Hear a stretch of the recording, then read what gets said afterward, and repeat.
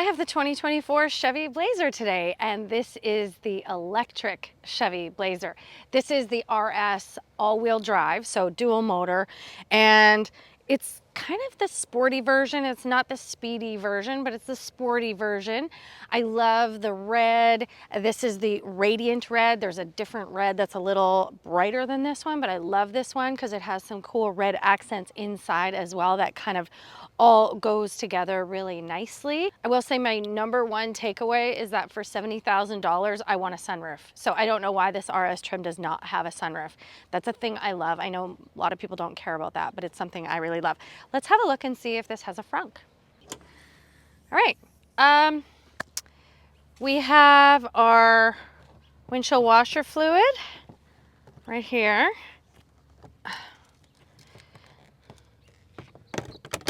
Like there.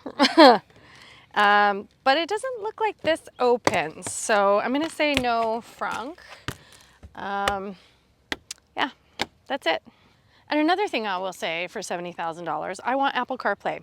And I know it's a little bit controversial, being that Chevy decided not to put CarPlay and Android Auto in the EVs, this Blazer specifically.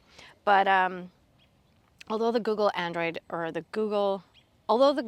Automotive system is really good and has all the Play Store apps, not having Apple CarPlay is kind of a pet peeve for me. Cool styling on both sides, but here on the driver's side, it's also the charging panel, which is kind of cool. I don't know why it takes so long to open, but I remember this from the Cadillac Lyriq as well. It's kind of the same.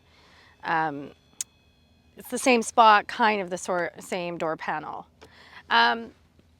Yeah, and the red looks really good with the black accents. We have black all the way along the bottom and the wheel wells and these cool wheels, black and red contrast with the black roof rails. It looks really good. I really do like the body style. It looks great. And then on the back we have our RS badging, our all-wheel drive, and our Blazer with the blue E to indicate that this is the electric Blazer, which I think is kind of cool. I mean, they did a good job with the styling. And of course, we don't need any rear exhaust, but we have sensors for backing up and so on. We also have our backup camera here and a power lift gate. Plenty of room back here. We have 60-40 split. We have some storage here for the charging cord and so on. We have 3 tethers for child car seats back here. All right, this dual motor all-wheel drive has 288 horsepower, 333 pound-feet of torque. And for electric range, it is about 279 miles, and that is about 449 kilometers, but I know I've been getting more than that. The rear-wheel drive single motor is going to get you more power and more range, so that is typical for EVs. It's really comfortable, it has excellent get up and go, it feels great to drive, but you guys know already that I love driving EVs. We have a really nice very thick feeling steering wheel with the RS badging, and it gets a flat bottom for the RS with the red contrast stitching. I think it looks really fantastic. We do not have Super Cruise on this spec, but we do have cruise control. I love this big digital driver display, and we get a head-up display as well. And then this huge touchscreen, which is very, very good and responsive. But again, I will say, it does not have Apple CarPlay. So we have Google Automotive, we have Amazon Alexa, we have Google Assistant, all of the things Google, but we don't have CarPlay, and that's disappointing to me. I do like that our volume knob is here. I do like the knobs for climate control, and it is dual zone. And then we get these cool red vents, and I want to point out the vent over here, especially. It's the same on the driver and the passenger side, but it has this cool red exterior on it, and then some more of that red and blue contrast stitching across that is specific to the RS trim. Now, I also want to say there's a ton of storage in this center console. We have a nice rubberized mat over there, and then we get this huge cubby that fits my smoothie cup. We have 2 USB-C chargers in there, and of course that would close all the way if I didn't have my smoothie cup in there. 2 cup holders, a wireless charging pad, and And we have a huge deep console here with another USB-C charger.